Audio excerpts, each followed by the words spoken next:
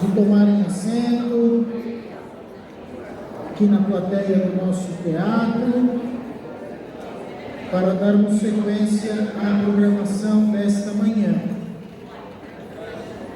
Agradecendo a Sara, nossa intérprete de Libras, muito obrigado. Quero registrar também e agradecer a presença do vereador Kiko Belloni, da nossa Câmara Municipal de Valinhos, e também agradecer a presença da nossa secretária de Desenvolvimento Social e Habitação, nossa sempre deputada Célia Leão. Obrigado, secretária, pela sua presença. Teremos agora a palestra magna com o tema Lei Brasileira da Inclusão, Direitos e Deveres nos Dias Atuais. A nossa convidada é defensora pública do Estado de São Paulo, coordenadora do Núcleo Especializado de Direitos da Pessoa Idosa e da Pessoa com Deficiência, da Defensoria Pública do Estado de São Paulo, coordenadora da Comissão de Direitos da Pessoa com Deficiência e membro da Comissão de Direito das Pessoas Idosas da ANADEP, que é a Associação Nacional dos Defensores Públicos, bacharel em Direito e especialista em Direitos Humanos pela Universidade de São Paulo, mestre e doutora em Distúrbios do Desenvolvimento pela Universidade Presbiteriana Mackenzie, além de pós-doutora em Educação Especial pela Universidade Federal de São Carlos. Atua também como professora em cursos de pós-graduação, ministrando disciplinas relacionadas aos direitos da pessoa com deficiência. Para ministrar a palestra magna dessa manhã, chamamos ao palco doutora Renata Flores Tibiriçá.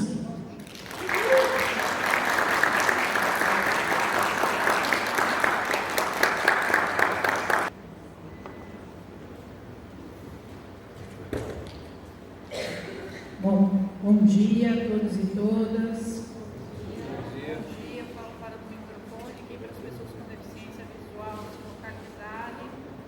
Eu estou no palco, e o palco ele é bem alto, estou atrás de mim, por enquanto estou de pé. E aqui a gente tem também um telão com apresentação.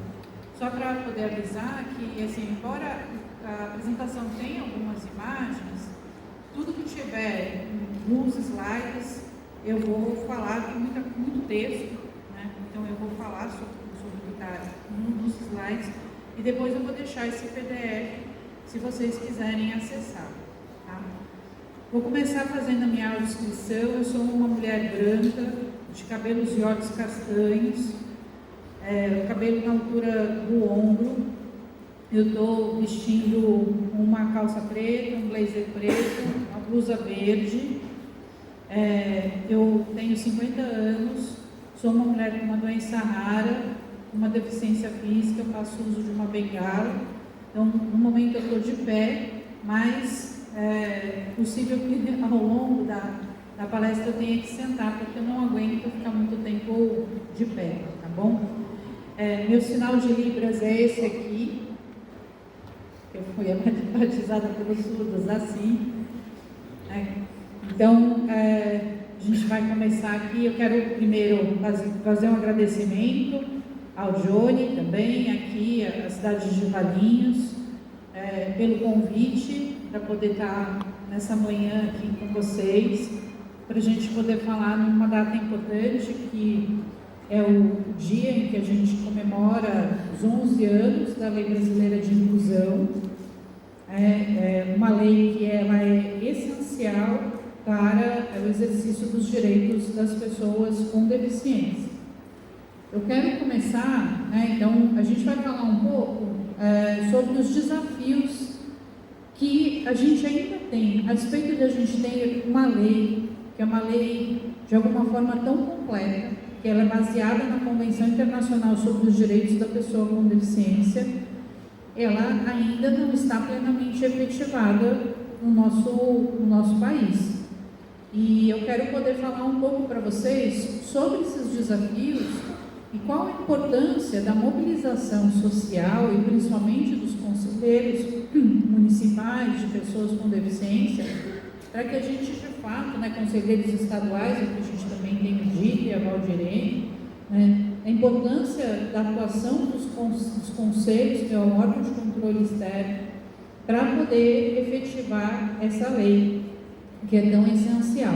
Tá? Algumas questões a gente não consegue resolver no âmbito municipal, mas eu vou mencionar também tudo o que a gente precisa ainda fazer, e também o que a gente já conquistou, porque tem conquista sim, então a gente tem que comemorar. Primeiro a gente tem que comemorar porque nós temos uma lei, então a gente tem uma lei que garante esses direitos, ao qual a gente pode se apoiar e a gente pode exigir, seja do poder público, ou caso exista uma omissão por parte do poder público, seja no poder executivo, ou seja, no poder executivo, no poder judiciário, a gente ingressar com uma ação judicial por meio da Defensoria Pública, por meio de advogado, ou levar essa questão ao Ministério Público, tá bom? Então pode passar, próximo. Então, entre os principais desafios que eu quero tratar aqui com vocês, são alguns que dizem respeito, inclusive, à própria estrutura da Lei Brasileira de Inclusão. O primeiro deles é sobre a implementação da avaliação biopsicossocial. Eu não vou entrar em detalhes agora, eu quero, na verdade, só situar sobre o que eu vou falar aqui. Tá? Então, a questão da implementação da avaliação biopsicossocial, a questão da criação dos instrumentos de apoio para exercício da capacidade jurídica, a disponibilização dos apoios para a efetivação da educação inclusiva, da educação das pessoas com deficiência, a criação de políticas públicas para a desinstitucionalização de pessoas com deficiência e a efetivação da moradia para a vida independente, a efetivação da acessibilidade com a eliminação de barreiras e o combate ao capacitismo de todas as formas, com a divulgação de informações e capacitação dos profissionais. A gente já está, de alguma forma, aqui combatendo o capacitismo na medida em que a gente está fazendo uma palestra para falar sobre os direitos. Na medida em que a gente fala sobre os direitos das pessoas com deficiência, a gente difunde essas informações e a gente mostra que esses direitos, eles não são privilégio, eles são, de fato, direitos que têm que ser garantidos e têm que ser efetivados para as pessoas com deficiência. Quando a gente fala de pessoas com deficiência, a gente está falando de uma pessoa que está numa situação de desigualdade. Então, ela pode e deve ser tratada de forma desigual, no limite da sua desigualdade, para garantir a sua igualdade ao final. Não sei se vocês já viram aquela imagem, uma imagem que percorreu a internet, as redes sociais, que tinha 3 pessoas assistindo um jogo de beisebol, e todas elas com um caixotinho, todas na mesma altura, com esse caixotinho, com um caixotinho, só que cada uma tinha uma altura diferente, uma era mais baixa, outra era média e outra era bem alta. Obviamente, quando você dá o mesmo caixote para todo mundo, você coloca aquela pessoa que já é alta numa situação de privilégio, porque ela não fica todo mundo da mesma altura, fica todo mundo de acordo com a sua altura. Agora, quando você distribui esses caixotes de forma diferente, e a segunda imagem trazia isso, você coloca 2 caixotes para uma pessoa que é baixa, e que não conseguia nem chegar na cerca de olhar e assistir o jogo, ela começa a conseguir assistir o jogo. Você coloca um caixote para aquela que tem uma estatura média, que não precisa de tanto apoio, e se você não coloca nenhum caixote para aquela pessoa que já é alta. Então isso é você tratar as pessoas de forma desigual, no limite da desigualdade delas.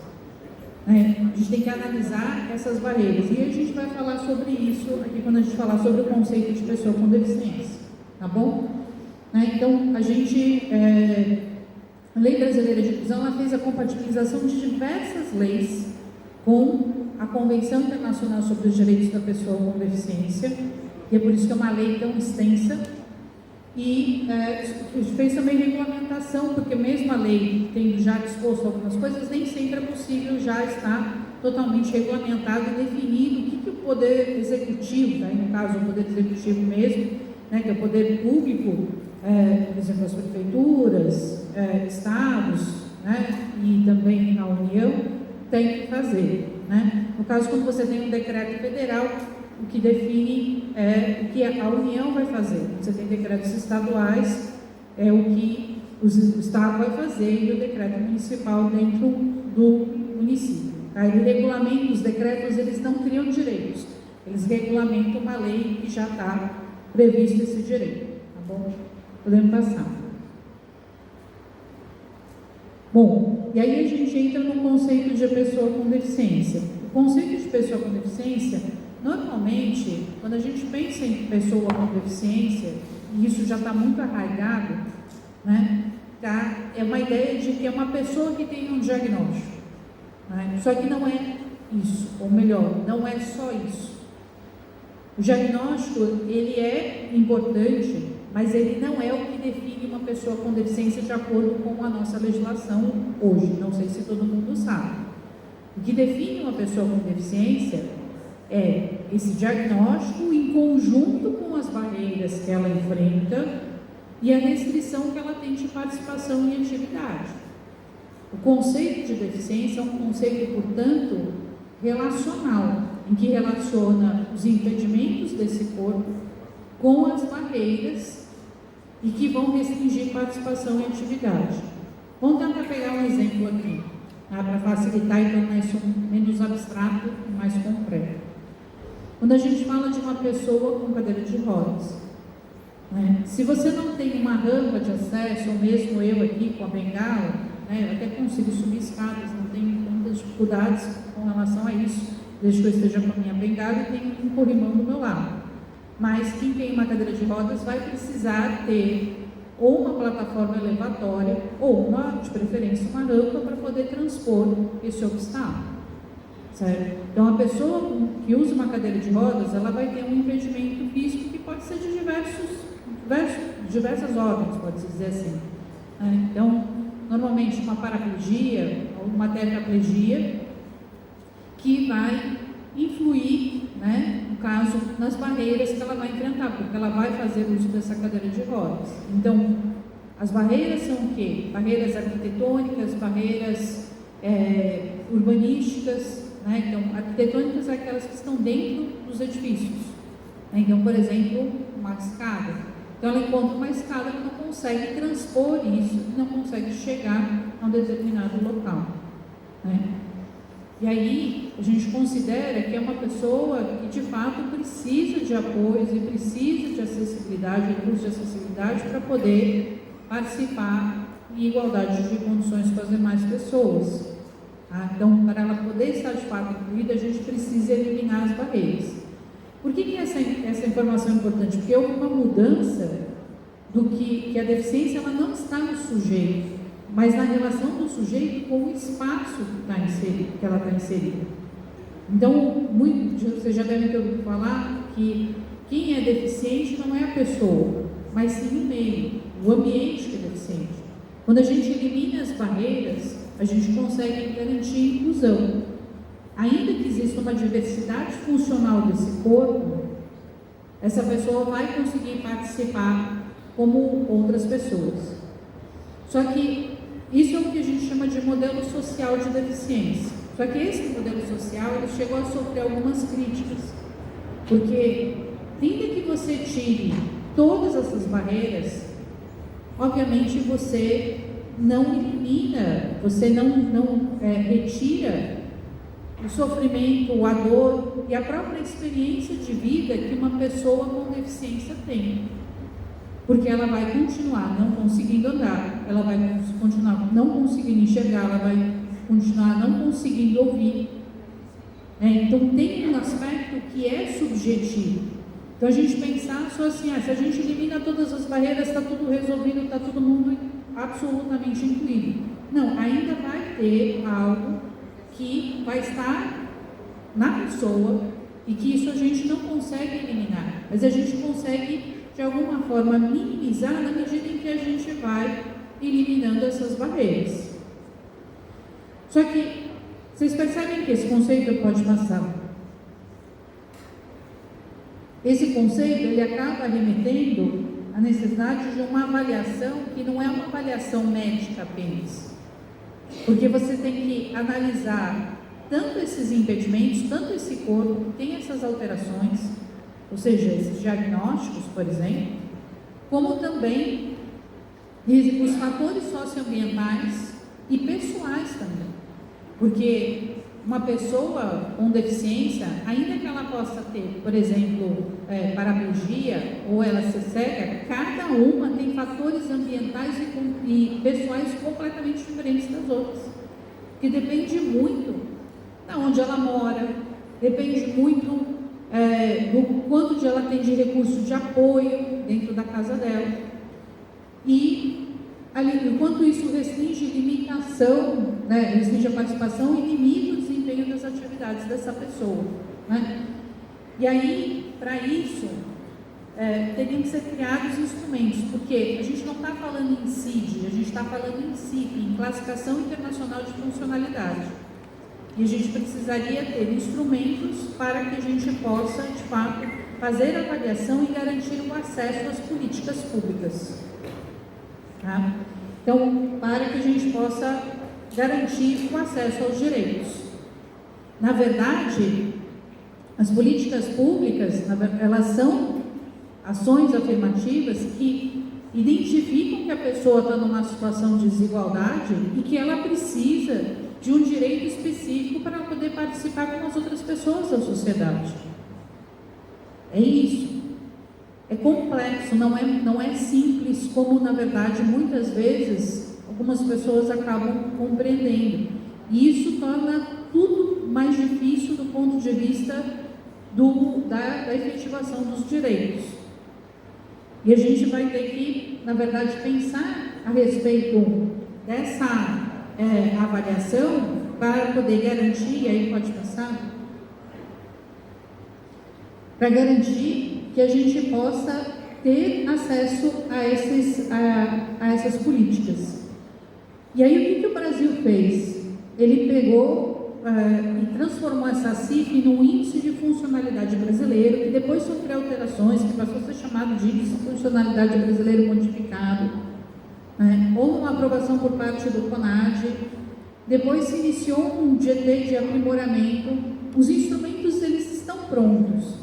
Só que no slide anterior até estava escrito lá que o poder público criaria esses instrumentos até 2 anos da data de início da vigência da Lei Brasileira de Inclusão. Vocês sabem que hoje a gente está comemorando a Lei Brasileira a data da publicação da Lei Brasileira de Inclusão, né? Mas não é a data que ela entrou em vigor. A Lei Brasileira de Inclusão, ela só entra em vigor no início de 2016. Ela não entra em vigor no dia 6 de julho de 2015. Por quê? Porque ela tinha o que a gente chama de vacatio legis, um período para que houvesse uma adaptação até que essa lei passasse de fato a valer. Então, ela vai comemorar, na verdade, 11 anos de vigência só em janeiro de 2027. Por enquanto, ela tem 10 anos e meio de vigência, mas ela está fazendo 11 anos de publicação. Tá? Deu para entender isso?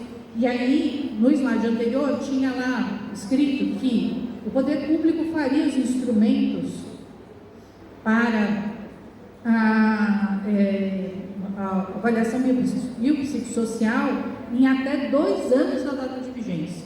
Isso significa que deveria ser o quê? Até janeiro de 2018. Ele está quase 10 anos atrasado na publicação desses instrumentos. E isso tem gerado diversos problemas no acesso aos direitos das pessoas com deficiência.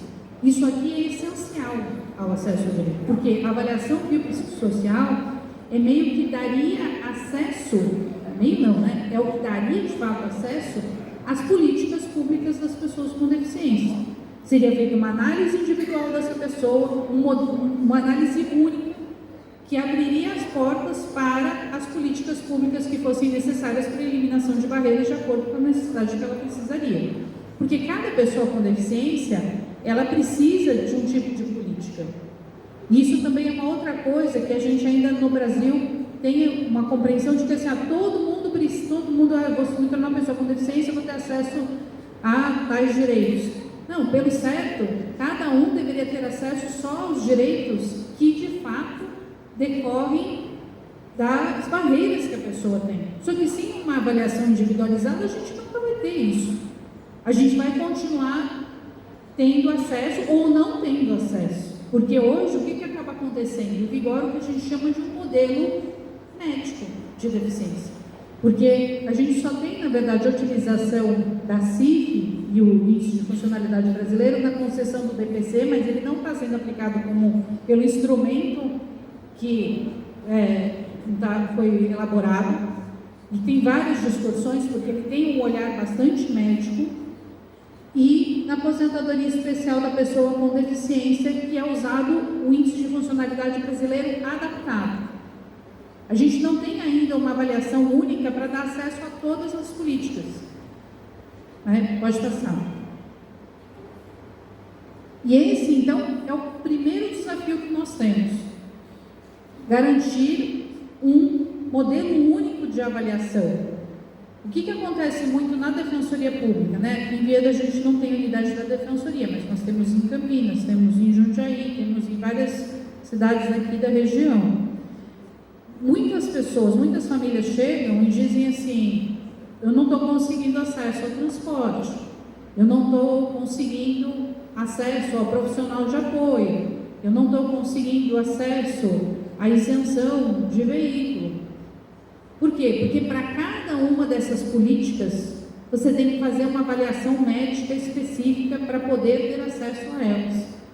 Ou, no caso do BPC, é uma avaliação biopsicossocial, só que não peronomútil, né? Pode-se dizer assim, ela não é bem biopsicossocial. E a avaliação da aposentadoria da pessoa com deficiência. E isso também gera desigualdades, porque assim, a pessoa fala: puxa, mas eu já tenho diagnóstico e tenho acesso a tal política, por que eu não tenho acesso a essa? Porque o modelo de avaliação, a forma de avaliação é completamente diferente. A gente não tem uma uniformidade em relação a isso. Isso gera desgaste, desvalidação da condição mesmo de pessoa com deficiência, de acesso às políticas, né? E acaba fazendo com que a pessoa tenha que passar por várias avaliações para poder conseguir garantir esse acesso. Pode passar. E isso influi em todas as outras políticas. Então, a gente vai falar agora um pouco sobre a capacidade jurídica da pessoa com deficiência. Pode passar. Não sei se vocês já ouviram falar sobre isso, mas isso tem a ver com curatela e tomada de decisão apoiada. Tá? O que é a capacidade jurídica? Eu sei que é muito juridiquês, né? Mas capacidade jurídica é o direito de você ter direitos e exercer os direitos por si próprio. O que a doutrina civilista brasileira faz? Ela divide a capacidade jurídica em duas: a capacidade jurídica de ter direitos, né? E a capacidade de exercício, ou seja, a capacidade de direito e a capacidade de fato. Então você pode ter direitos, mas não exercer os direitos por si próprio. O que aconteceu na prática com as pessoas com deficiência ao longo da história? A elas foi negado o exercício de direitos por si próprio. Então, o entendimento era de que a pessoa com deficiência, ela tinha um desenvolvimento incompleto, ela não tinha condições, olhando muito sob o ponto de vista bem de um modelo médico, e ela não podia exercer os direitos por si própria, e com isso ela tinha que ter uma outra pessoa para substituir a vontade dela. E o que se fazia? Se fazia o que se chamava antes de interdição. Hoje a gente tem um nome, a Lei Brasileira de Inclusão, ela traz uma mudança em relação a isso, uma mudança de paradigma, que passa a chamar de curatela. Então existe um reconhecimento hoje universal da capacidade jurídica. Mas aí vocês vão dizer assim, puxa, mas e aí? E as pessoas que não conseguem manifestar a vontade? A gente vai chegar lá. Mas a gente precisa, da medida do possível, garantir que as pessoas com deficiência manifestem a vontade. Porque a curatela foi usada ao longo da história para restringir direitos das pessoas com deficiência. Dizer que elas não tinham condições de falar por si próprias, de dizer o que elas querem. E isso, muitas vezes, também confundida com a capacidade mental. Então, isso fazia com que a pessoa com deficiência ela sofresse uma situação de discriminação. Quando a gente, na verdade, impede o exercício do direito de uma pessoa com deficiência, em razão da sua deficiência, a gente está discriminando ela. Então, se a gente diz, você não pode exercer a capacidade jurídica porque você é uma pessoa com deficiência, isso é discriminatório. E a gente fez isso no passado com mulheres e com negros. Só que hoje, se a gente chegar e falar aqui que a gente vai voltar ao passado, dizer que as mulheres agora vão depender da autorização dos maridos para poder fazer qualquer coisa, vocês vão dizer, você está ficando louca. Pois é, mas isso foi realidade no passado. Só que a gente acabou com isso. Acabou com isso por quê? Porque não pode haver uma restrição de exercício de direitos com base numa condição da própria pessoa. A pessoa não pode, pelo fato de ser mulher, ter restrição da sua capacidade jurídica. A pessoa não pode, pelo fato de ser negra, ter restrição da sua capacidade jurídica. A pessoa não pode também, por ser uma pessoa com deficiência, porque ela tem uma diversidade funcional, ter restrito a sua capacidade jurídica. E a gente pensa assim, mas a curatela é para proteção. Então, mas às vezes a proteção ela vira violência. E vira violência também para as pessoas idosas também, que muitas vezes são pessoas com deficiência. Então a gente tem aí os dados do PNAD 2022 e do Censo 2022 que indicam que quase 50% das pessoas com deficiência são idosas. Então a gente tem uma intersecção importante entre velhice e deficiência, que não é velhice e doença.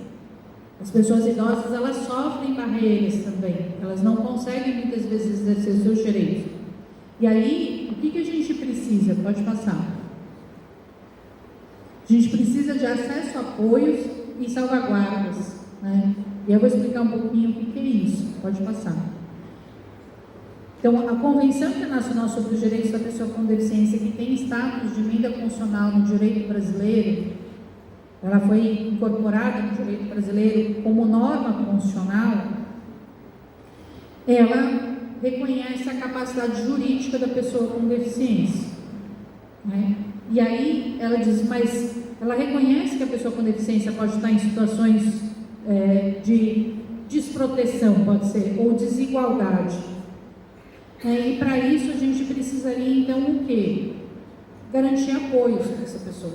Vocês vão ver que nisso que eu vou falar aqui para vocês, em vários momentos a convenção, isso depois é reproduzido pela Lei Brasileira de Inclusão e não podia deixar de ser, porque a Lei Brasileira de Inclusão se baseia na convenção, que para exercício de certos direitos é necessário apoios. Por quê? Porque a gente deslocou que a pessoa com deficiência ela tem o direito de ser respeitada na sua diversidade. O que falta para ela não é ela ser consertada e ser obrigada a ser como uma pessoa considerada típica, mas sim que ela tenha as barreiras eliminadas ou tenha apoios oferecidos para que ela possa, mesmo na diversidade funcional dela, ter uma vida de participação como as outras pessoas. Hoje a gente vê, por exemplo, tantas pessoas com deficiência passeando nas ruas. Antigamente, quem é mais velho, e quem estudou escola percebe isso, como a gente não tinha pessoas com deficiência nesses espaços públicos. E o quanto é importante a gente garantir isso. E aí passa pela questão da capacidade jurídica. Então, a convenção ela não conceitua o apoio, mas o apoio ele deve o quê? Garantir o respeito aos direitos, à vontade e às preferências. E esse apoio, ele pode ser, então, arranjos oficiais ou não oficiais. Pode ser formas de garantir que essa pessoa possa exercer esses direitos. Tá? Pode passar. Pode ser, por exemplo, recursos de acessibilidade, como o intérprete de Libras. Né? Pode passar. Não, desculpa, deixei. Esses salvaguardas, então as salvaguardas é que você tem que conceder apoio, mas você tem que impedir que esse apoio também, ele crie uma influência indevida na pessoa, para garantir que essa pessoa consiga, de fato, ter o respeito à sua vontade. Tá? Então, a pessoa com deficiência, ela tem direito de cometer erros, ela tem direito de correr riscos. A gente faz isso com crianças e adolescentes o tempo todo. Só que com relação às pessoas com deficiência, a gente sente medo de fazer isso, muitas vezes. Não vou deixar correr risco, só que correr risco faz parte do quê? De algum amadurecimento e da formação da própria autonomia e o direito de escolha dessas pessoas. Então, pode passar. Pode passar. E aí a gente tem um desafio na determinação da vontade de fato. A gente não tem resposta pela Lei Brasileira de Inclusão e nem pela Lei Brasileira de Inclusão, pelo Código Civil, a respeito de pessoas que têm uma dificuldade muito grande de manifestação de vontade. A gente tem a garantia de recursos tecnológicos, por exemplo, né? Só que esses recursos tecnológicos nem sempre estão acessíveis para todas as pessoas. Vamos pegar, por exemplo, vocês conhecem o Stephen Hawking, né? Aquele físico que faleceu, mas que escreveu livros importantíssimos, fez pesquisas importantíssimas, né? E ninguém nunca chegaria aqui e diria que ele não escreveu aquele livro. Obrigada, Marcos.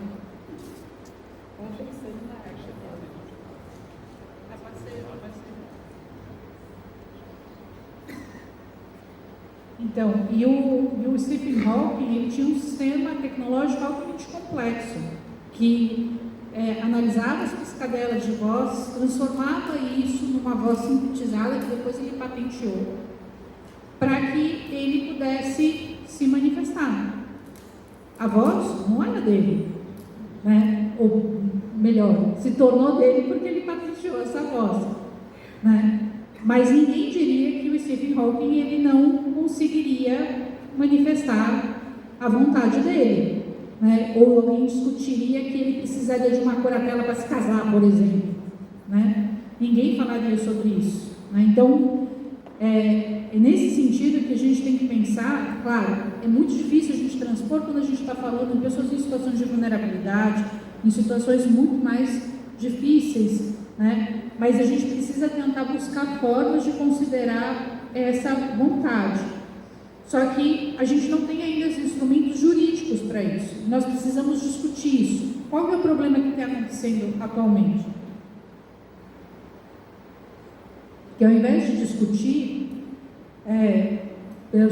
para tentar avançar nisso, a ideia, na verdade, é acabar retrocedendo nessa discussão. Que é o quê? Reduzir a possibilidade de exercício da capacidade jurídica da pessoa com deficiência sobre o argumento da desproteção dela. Então, onde é que a proteção ela termina e a violência começa? É sobre isso que a gente precisa conversar, né? A gente não pode deixar as pessoas com deficiência numa situação de desproteção. Nós temos situações, de fato, difíceis de identificação da vontade. Pessoas com deficiência intelectual severa, né, não verbais, autistas também não verbais, são difíceis esses casos. Mas há, às vezes, ainda a possibilidade de considerar alguma vontade, ou então, o que se diz, de tentar, então, interpretar isso na melhor interpretação da vontade delas, mas não no melhor interesse. Ou seja, não pensar assim, o que eu acho que é melhor para ela. Não. o que eu acho que ela gostaria que fosse feito. Qual seria a vontade dela se ela conseguisse externar? Então, seria nesse sentido. Já tem alguns países na América Latina que assinaram também a convenção e estão avançando em relação a isso. Mas o Brasil ainda não conseguiu chegar nesse ponto, a gente só criou, né, a tomada de decisão apoiada. Agora, tem essa discussão sobre os planos prévios e as diretivas de vontade, inclusive do Estatuto do Paciente. Só que ele ainda vale, na verdade, ele só vale para questões de saúde, não para questões negociais e patrimoniais, embora exista a discussão que poderia ser feito isso em cartório. Então, para pessoas idosas, por exemplo, que têm um diagnóstico de Alzheimer, seria essencial isso, porque ela sabe que ela vai chegar no momento que ela não vai conseguir manifestar mais a vontade, ela pode deixar um plano prévio, e nesse plano prévio ela indicar como ela quer que sejam geridos os seus bens e os seus negócios. E isso é extremamente respeitoso com a pessoa, porque não é simplesmente, olha, você agora se tornou uma pessoa que não consegue mais manifestar a vontade, a partir de agora eu decido por você. Isso é violento. E a gente vê essas situações acontecendo com pessoas idosas, né? Aconteceu o fato, né, do Cid Moreira, por exemplo, que ingressaram com ação de curatela contra ele e os filhos. E no caso dos idosos, o que acontece principalmente? A preocupação muitas vezes é com a herança. Não é uma preocupação efetivamente com a própria pessoa, né? Que ela vai perder tudo, que ela vai perder tudo e não vai sobrar nada por os herdeiros. Mas se a gente for pensar, a herança, ela é só uma expectativa de direito, ela não é certa. E aí a gente tem que o quê? Garantir que essa pessoa, ela possa usufruir daquele patrimônio que ela tem. Se ela quiser vender tudo e sair viajando pelo mundo, ela trabalhou a vida inteira, ela tem direito de fazer isso, né? Então a gente tem que tomar um certo cuidado de que essa proteção ela não se torne uma violência. Pode passar. E aí os instrumentos que a gente tem, gente, eu preciso sentar, começando, e aí depois amanhã eu pago com as consequências de ficar muito tempo de pé.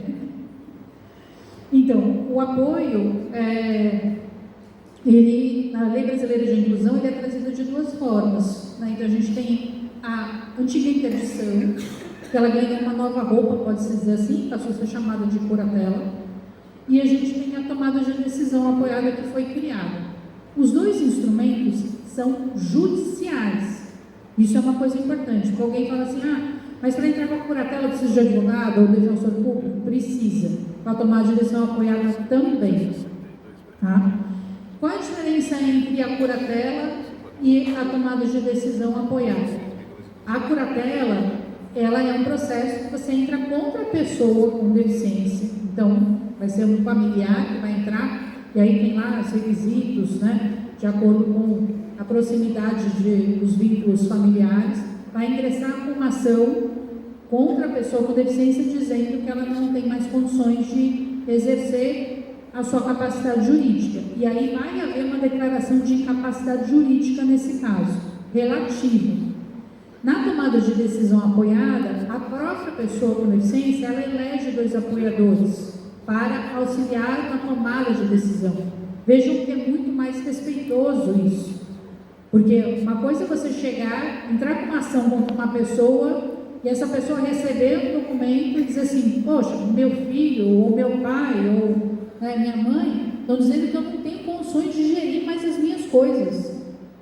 E aí vai passar por todo um processo de avaliação para poder dizer se, pelo juiz, se tem ou não tem condições de gerir os seus próprios negócios ou seu patrimônio, né? E vai ser submetido à curatela. A tomada de decisão apoiada, a própria pessoa com deficiência se dá conta que ela não tem condições de tomar certas decisões sozinhas.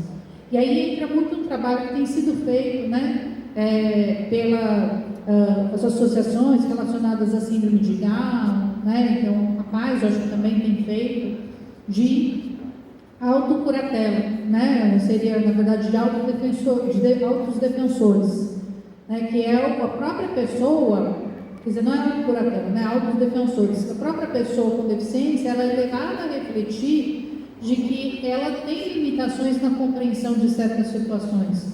E daquelas situações ela vai precisar, de fato, de um apoiador. Que ela pode eleger o pai, a mãe dela, né? Pode eleger quem ela quiser para poder auxiliá-la. Inclusive, há uma discussão de que seria possível colocar nessa tomada de decisão apoiada uma cláusula, né? Que a gente chama cláusula de mandato. Então, por exemplo, uma pessoa que tem esquizofrenia, que algumas vezes pode entrar em surto, tem bipolaridade, ela poderia, na verdade, dizer, olha, eu quero apoio para tais situações e, no caso, se eu entrar em surto, pode inclusive me internar, né, contra a minha vontade, involuntariamente, para poder garantir que meu surto passe. Então, ela poderia deixar tudo isso meio que definido ali, e isso garante de forma mais respeitosa a vontade dela. Tá? E aí, por que houve essa mudança entre curatela e interdição? Sabe como é que a gente aprendia sobre interdição na faculdade de Direito? Né? Quem fez Direito aqui, não sei se tem gente que fez Direito, era assim, a interdição é a morte civil. A pessoa está viva, mas ela está morta civilmente. Ela não pode fazer absolutamente nada sem autorização do curador, sem o curador dela, que na verdade não dá um apoio, ele representa ela, ele decide por ela. É como se ela ficasse sem absolutamente nenhuma condição de tomar nenhuma decisão.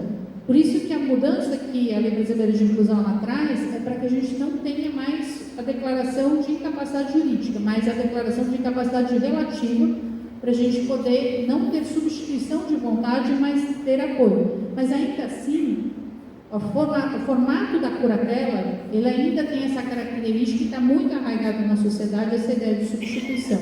Então, a gente precisaria pensar num novo instrumento, né? Isso tem sido discutido em países latino-americanos, né? Um instrumento de adjudicação de apoio, né? E que não necessariamente exija a declaração da incapacidade. Porque o que essa pessoa ela não precisa ser declarada incapaz para o exercício dos seus direitos, mas sim que ela precisa de apoio para exercer esses direitos. É diferente. Né? Então a gente respeita que ela pode exercer os direitos, mas ela não consegue fazer isso sozinha. Né? Pode passar. E aí, em relação ao direito à educação, pode passar. Gente, vamos me posicionando aí com relação ao tempo, porque também vou falando e às vezes vou me perdendo aqui um pouco. Em relação ao direito à educação, também a gente tem a mesma discussão, que é a questão da gente eliminar barreiras dentro da escola. A gente respeitar essa diversidade dentro da escola. A Convenção Internacional sobre os Direitos da Pessoa com Deficiência, ela reconheceu o direito à educação da pessoa com deficiência e assegurou o sistema educacional inclusivo em todos os níveis e o aprendizado ao longo de toda a vida. Aí viria, sempre tem essa pergunta, né? Mas escola especializada, pode? Então, a Convenção Internacional sobre os Direitos da Pessoa com Deficiência, ela, na medida em que ela reconhece o direito à educação, ela está pensando que a pessoa com deficiência, ela tem que estar nos mesmos espaços que todo mundo está. E isso implica, por exemplo, para uma criança e adolescente estar na escola.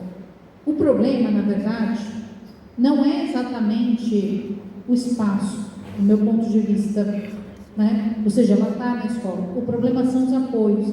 E essa é a grande reclamação das famílias. Porque o que acontece hoje? Ela vai para uma escola comum, só que ela praticamente fica jogada, muitas vezes, nessa escola comum, sem nenhum apoio dentro desse espaço, né? Ou às vezes tem apoio, mas os apoios são insuficientes, ou o nível de suporte dela é muito elevado, e a gente ainda não tem resposta para todas as situações.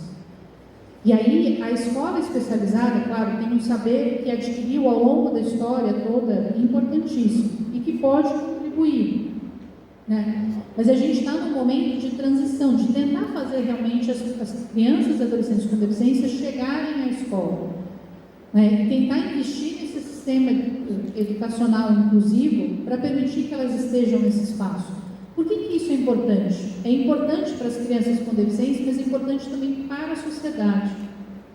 É com a educação inclusiva que a gente muda o conhecimento das pessoas a respeito das pessoas com deficiência.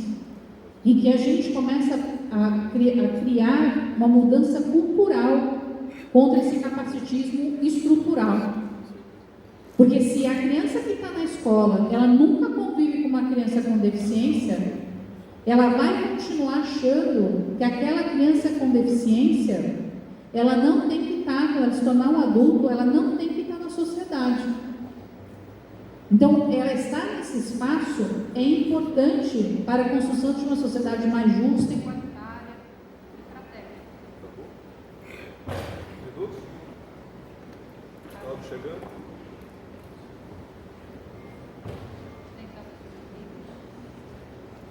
Cláudio chegou?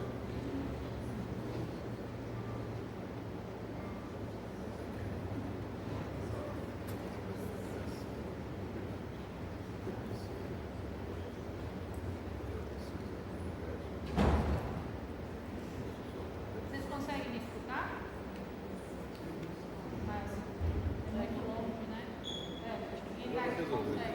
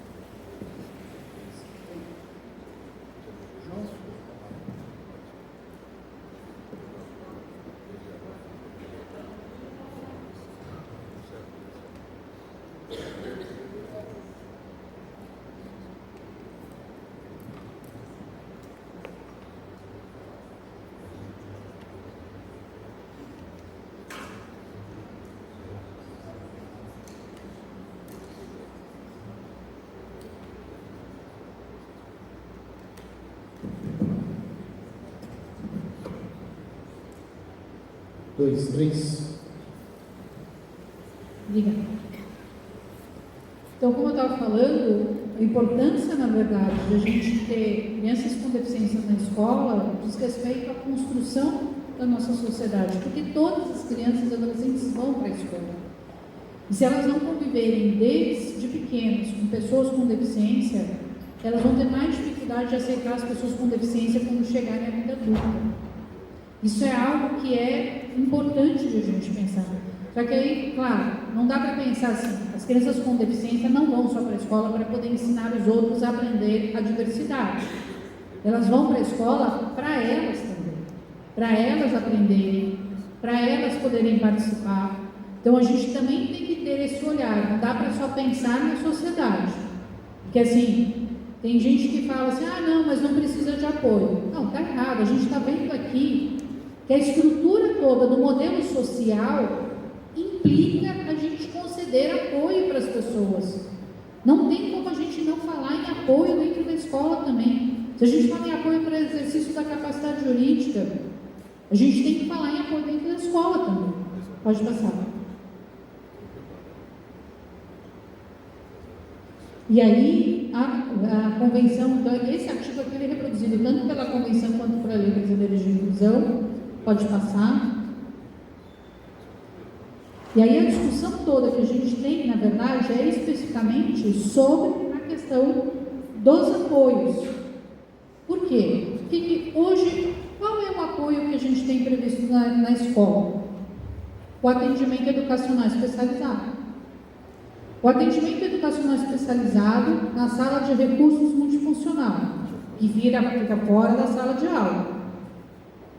Quem é mãe aqui, ou quem convive com crianças com deficiência, sabe, isso é absolutamente insuficiente. Por quê? Porque você tem um local onde o apoio que não vai chegar dentro da sala de aula. E a professora, isso tem várias pesquisas na área de educação especial feitas que mostram que a professora da sala de recursos não conversa com a professora regente. Hoje existe muita discussão a respeito do ensino colaborativo também.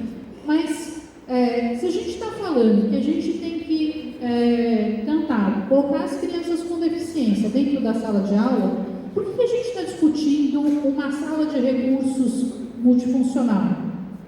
Esse apoio não deveria estar dentro da sala de aula? E esse é o grande X da questão. E agora, quando a gente está discutindo também escola em período integral, não faz mais sentido ter sala de recursos. Qual contraturno que ele vai? Então a gente vai tirar ele da sala de aula? Então, na verdade, se a gente for pensar um pouco sobre a sala de recursos multifuncional, ela é meio ainda de um modelo de integração. Ela não é do modelo de fato de inclusão. Porque inclusão, a gente tem que deslocar esse apoio para dentro da sala de aula, para que essa criança, de fato, ela consiga ser atendida. Aqui ainda está o conceito do decreto 7.611, né? Mas hoje a gente tem o decreto 2.686, né? Que ele, na verdade, ele pega as informações que estão nesse decreto, faz várias alterações, né? E tenta ampliar um pouco mais desses apoios. Só que ele ainda não dá todas as respostas necessárias que a gente precisa. Tá? Ele reconhece a possibilidade de convênios com escolas especializadas também, porque a gente vive ainda no modelo de transição. Durante muito tempo, as crianças com deficiência, elas estavam em escolas especializadas. Não dá para simplesmente a gente chegar hoje e falar assim, olha, vamos mandar todo mundo para a sala de aula comum. A gente precisa fazer isso paulatinamente, e aqueles que exigem maior apoio, precisa ser mais devagar ainda, né?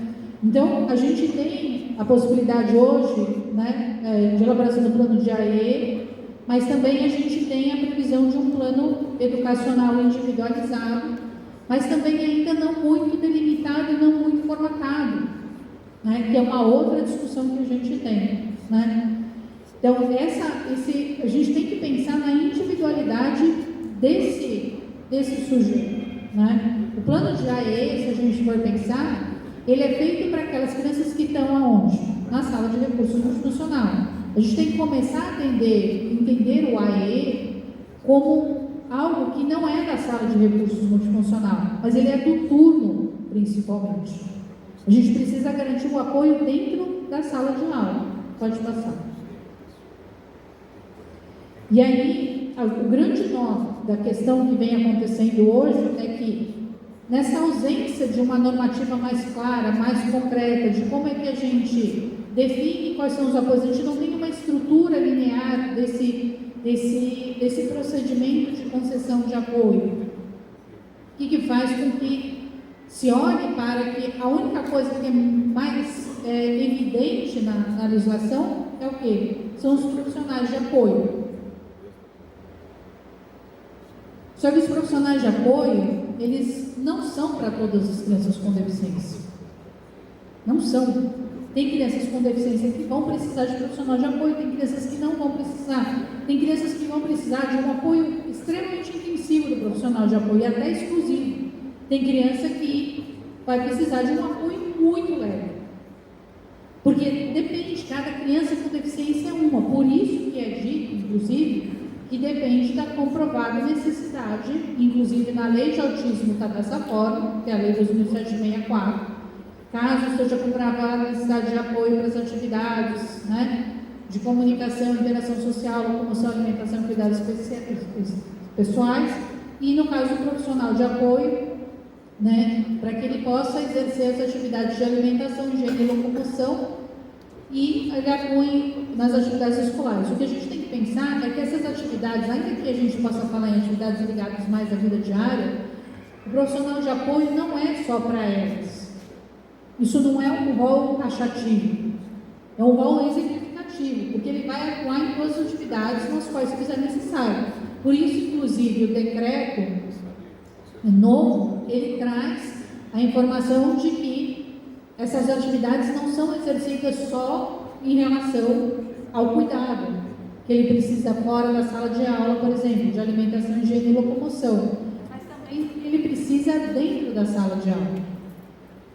Porque é onde, na verdade, as dificuldades acontecem. Ah, mas se ele não tiver o profissional de apoio, ele não vai conseguir aprender. não é isso. A questão é que a gente está confundindo, sabe o quê? Profissional de apoio com professor de educação especial.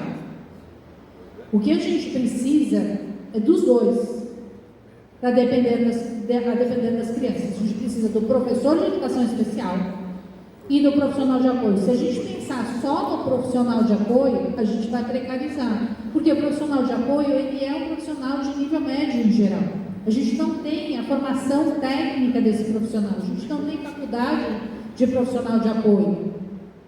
E ele não é de atividades identificadas, procedimentos identificados com profissões legalmente estabelecidas. Profissional de apoio não é professor. Professor é uma coisa, profissional de apoio é outra. E essa é a grande dificuldade de compreensão, porque todo mundo fala assim, meu filho precisa de profissional de apoio. Se você der um profissional de apoio e não der quem oriente esse profissional de apoio, não vai adiantar nada. Ele vai ficar ali ou ele vai ficar precarizado, porque ele não tem o conhecimento técnico para fazer o trabalho. E a gente tem que lembrar também que os professores da gente estão sobrecarregados. Então, tem uma pessoa aí, da qual a gente não fala, que é o professor com especialização adequada, em nível médio, superior. Tem muita gente que chama como professor auxiliar, né? Mas seria um professor de educação especial, que ele já aparece lá na resolução do Conselho Nacional de Educação de 2001, nas diretrizes de educação especial, que não foram refeitas pelo Conselho Nacional de Educação, que trabalha de forma colaborativa com o professor regente. Por que esse trabalho colaborativo é importante? Porque o professor de educação especial é uma pessoa especializada em educação especial. E ele pode auxiliar o professor da sala na adaptação dos materiais. Ele pode auxiliar na utilização de certos recursos de tecnologia, em certas linguagens, e por aí vai. É ele que vai dar esse auxílio, né? Tanto que a política estadual daqui do Estado de São Paulo, ela prevê esse professor de educação especial. Inclusive, ele que vai fazer a avaliação pedagógica inicial pelo antigo estudo de caso, para garantir que essa criança tenha o suporte necessário. Pode passar. Além disso, não pode haver nas escolas privadas qualquer cobrança de valor extra, que é uma coisa que infelizmente ainda acontece, ainda que indiretamente. Se você quiser colocar um profissional de apoio aqui, ou se você quiser pagar um acompanhante terapêutico aqui, tudo bem, a família pode fazer. E a escola se livra disso. Isso acontece muito, só que assim, não deveria ser possível isso por quê? Porque isso acaba gerando uma situação também de discriminação. Você cobra um valor a mais da criança com deficiência. Pode passar. Além disso, também não pode haver recusa de matrícula, que é crime. A Lei Brasileira de Inclusão, inclusive, ampliou essas penas e incluiu ser crime também cobrar valores adicionais. Então, esses valores extras também não podem ser cobrados. Pode passar. E quais são os desafios que a gente tem em relação à educação inclusiva? Bom, já começa com a questão da recusa de matrícula.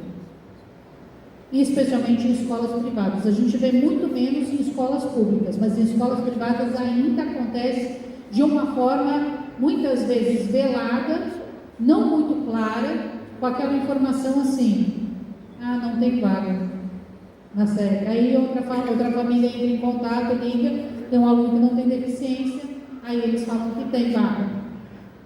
Só que o problema é a gente conseguir provar isso, porque seria crime, dá para poder entrar com ação de indenização.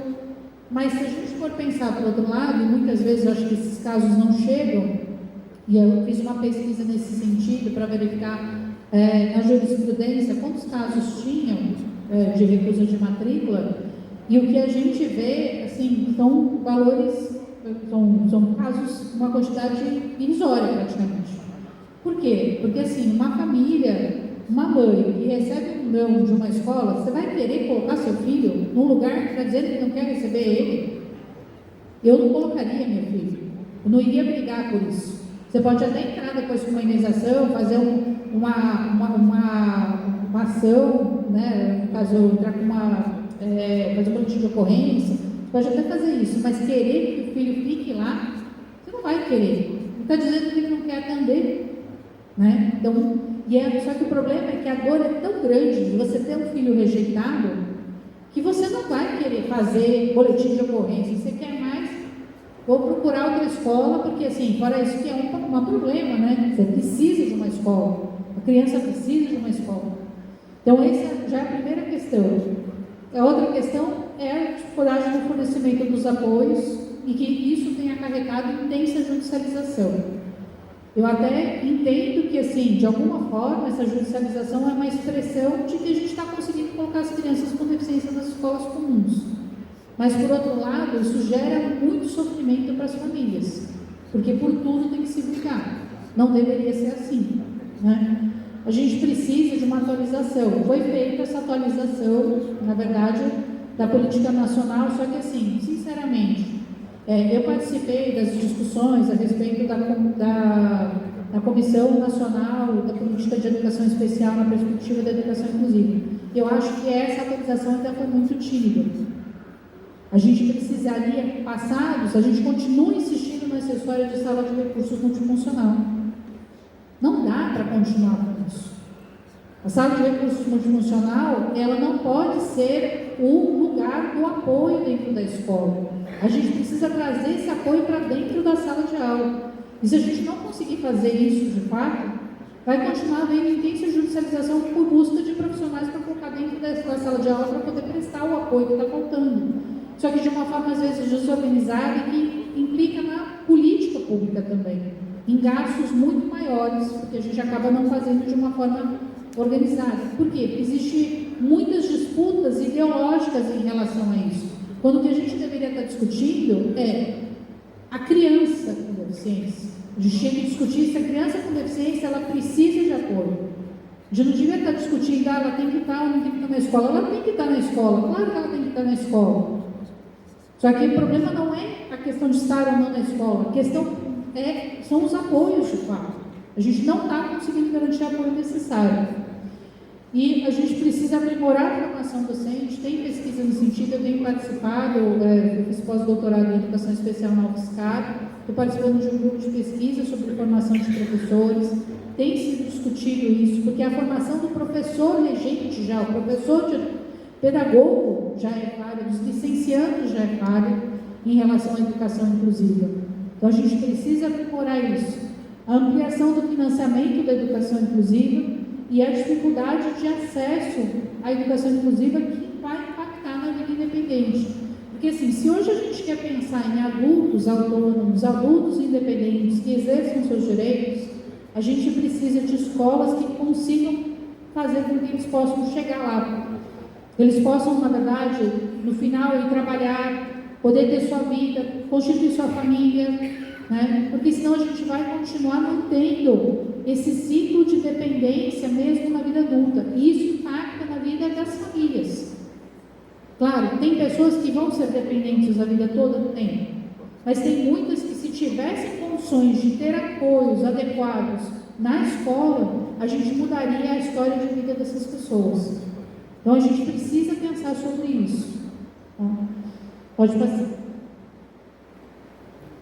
Agora eu vou falar sobre assim, dois temas agora, né?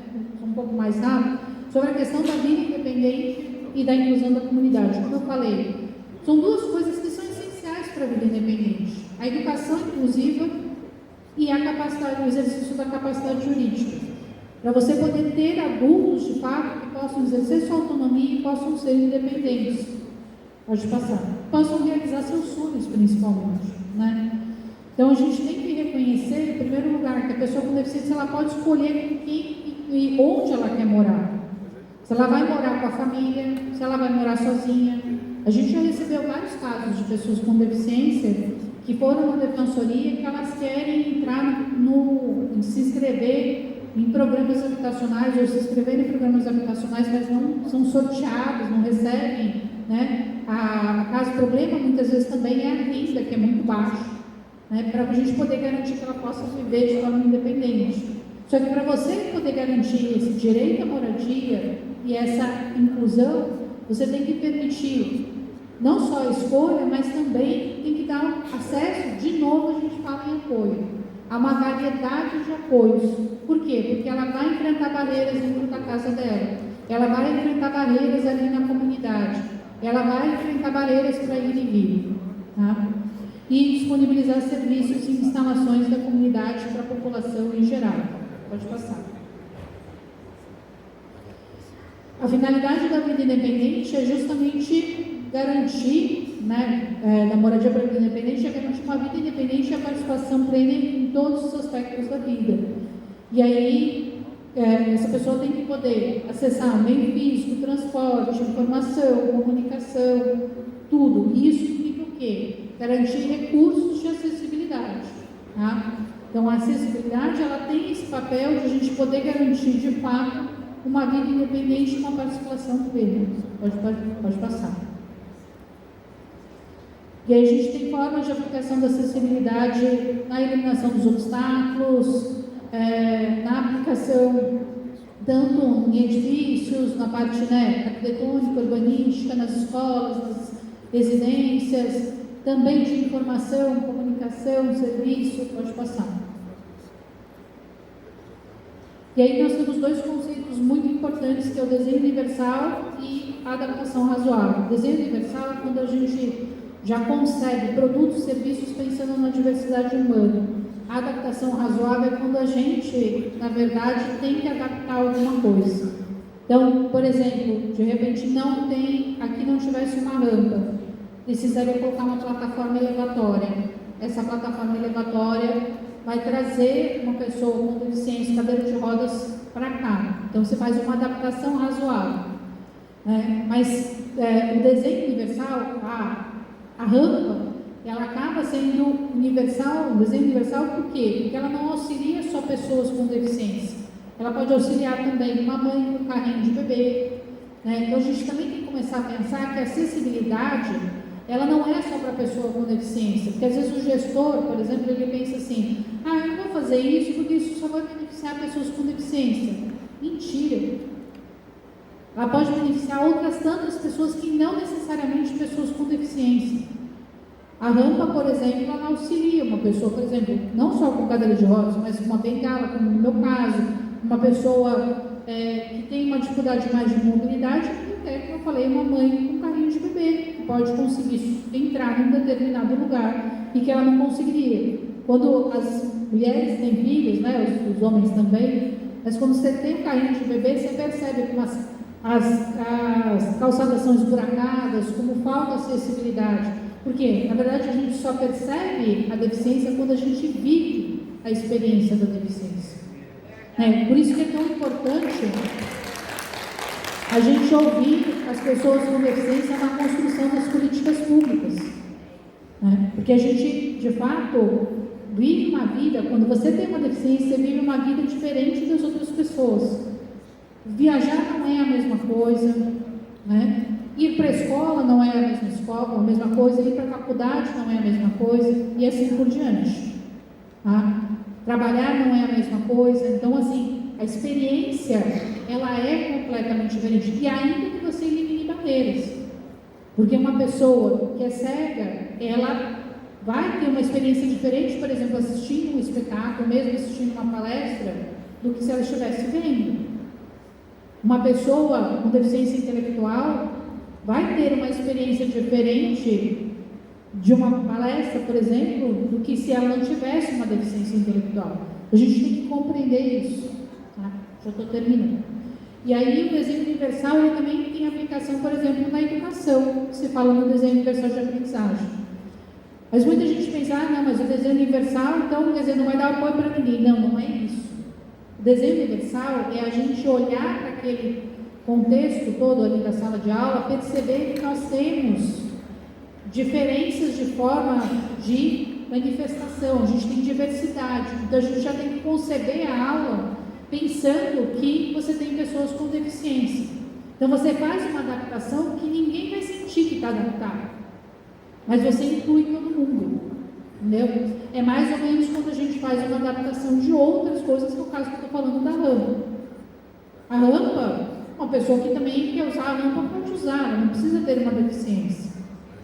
né? Ela escolhe, ou ela prefere de escada, ou se ela prefere de rampa, por exemplo. Pode passar.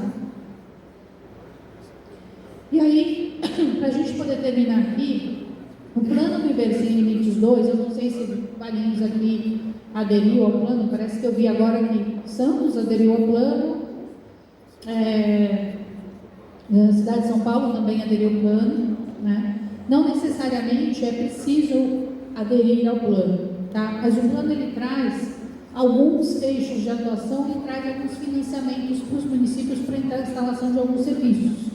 Então, eu trouxe isso aqui porque isso às vezes pode ser útil a se pensar, né? Porque é uma tentativa o quê? De a gente implementar de fato a Lei Brasileira de Inclusão, né? Então, ele tem eixo, por exemplo, de aprimorar a gestão pública, a plena participação no exercício da cidadania, de enfrentar a violência contra as pessoas com deficiência, o capacitismo, promover a acessibilidade universal, fomentar o acesso de pessoas com deficiência aos direitos econômicos, sociais e culturais. Então, são 95 ações e tem um investimento de 6,5 bilhões de reais. Parece muito, mas quando a gente fala de Brasil, não é tanto. Tá? É um valor baixo. Pode passar. E aí, vocês vão ver que nos eixos tem relação direta com as coisas que a gente está falando aqui, que é justamente o quê? A gente fiscalizar, por exemplo, a implantação da Política Nacional de Educação Especial em Universidades Federais, a certificação da avaliação biopsicossocial, porque a avaliação biopsicossocial também importa em capacitação para poder ser realizada, né, que é com a instituição desse Sistema Nacional de Avaliação Unificada de Deficiências, SISNADEC, a revisão da Política Nacional de Atenção Integral à Saúde, que já foi feita, formação de 8.250 professores de salas comuns, implantação de consultórios ginecológicos com aparelhos acessíveis, campanha do Disque Direitos Humanos para denúncias de capacitismo, protocolo de atendimento. Isso aqui são algumas das ações, tá, que eu pincelei, pode passar. Tem também ônibus, né, disponibilização de ônibus escolar acessível, fornecimento de dispositivos e equipamentos de tecnologia assistivas para crianças com deficiência, diagnóstico de acessibilidade arquitetônica até no Sistema Nacional Socioeducativo, habilitação de 75 novos centros especializados em reabilitação, reajuste do valor, custeio desses centros especializados de reabilitação CES 2 e 3, e também do C4, custeio mensal para atendimento de pessoas com TEA, serviços de rede de cuidados, centros dias, residências inclusivas, habilitação de centros de referência, revisão da atualização da linha de cuidado que também foi feita no caso de TEA, tá? Todas essas ações elas podem ser consultadas nesse link aqui. Pode passar. E aí, para finalizar aqui, rapidinho, né? Só falar sobre o capacitismo. O que é o capacitismo? Pode passar. O capacitismo, na verdade, é o quê? Você considerar que as pessoas com deficiência, elas são menos aptas ou que elas não são capazes de gerir a sua própria vida, né? Pode passar. Essa palavra ela foi trazida da uma palavra americana que é egoísmo, né? E ela foi traduzida então como capacitismo, e ela significaria para as pessoas com deficiência o que o racismo significa para os negros, o que machismo para as mulheres e o que o etarismo para as pessoas idosas, né? Que é a discriminação em razão da própria deficiência, ou seja, você impedir exercício de direitos, você na verdade, impossibilitar o reconhecimento de direitos também, né? Limitar também o acesso a direitos humanos, né? E abrange todas as formas de discriminação. Então, todas as vezes que vocês virem alguém que diga assim, olha, você não pode exercer certo direito porque você é uma pessoa com deficiência, isso é discriminatório. Isso é capacitismo. Tá? Você não pode usar a deficiência como motivo de negação de um certo direito ou de restrição de um certo direito. Tá? Pode passar. A Lei Brasileira de Inclusão, ela reproduz o que está na Convenção Internacional sobre os Direitos da Pessoa com Deficiência, tá? E ela, pode passar, ela faz mais, ela cria aqui um crime específico, né, que é um crime de capacitismo, né, de discriminação contra a pessoa com deficiência, pode passar, em que prevê uma reclusão de 1 a 3 anos, né, um aumento de pena, se inclusive a vítima está sob o cuidado e responsabilidade de quem praticou o crime, né, e se foi feito por intermédio de meios de comunicação também, tem caso de pena não, qualificado aqui, né, então, que é praticar, induzir ou incitar a discriminação, então não só a prática, mas a incitação, ou quando a gente induz é quando a gente cria a ideia na cabeça das pessoas de que é interessante, por exemplo, discriminar pessoas com deficiência, ou a pessoa já tem a ideia e você incita isso, né? Isso é o verbo incitar, significa isso, e praticar é quando a pessoa pratica por si própria, né? Os crimes penais, eles são de interpretação restrita, eles têm que ser bastante literais, então a gente não pode fazer uma interpretação ampliada. Por quê? Porque eles levam restrição de liberdade, tá?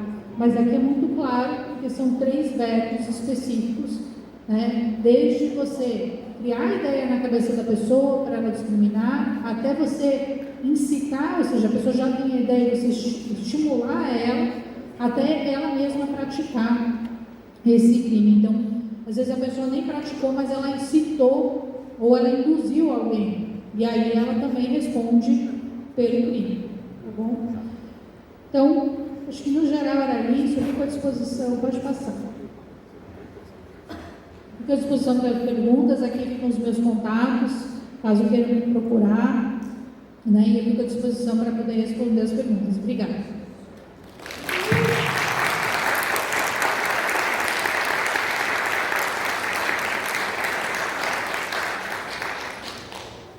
Nós agradecemos, então, a exposição da doutora Renata Tibiriçá. Queremos manifestar mais uma vez a nossa alegria pela sua presença e por ter aceitado o convite do nosso conselho, pedindo por gentileza a Andréa Luiza Bolim, que é vice-presidente do nosso conselho, para que venha até aqui à frente e entregue a nossa convidada um pequeno mimo em nome do Conselho Municipal dos Direitos da Pessoa com Deficiência de Valinhos, uma forma de reconhecimento e de agradecimento pela sua presença.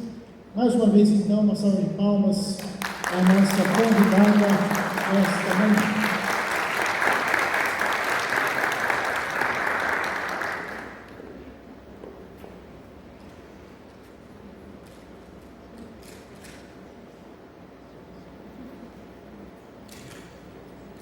Vou usar para foto ali, Ulisses, por favor.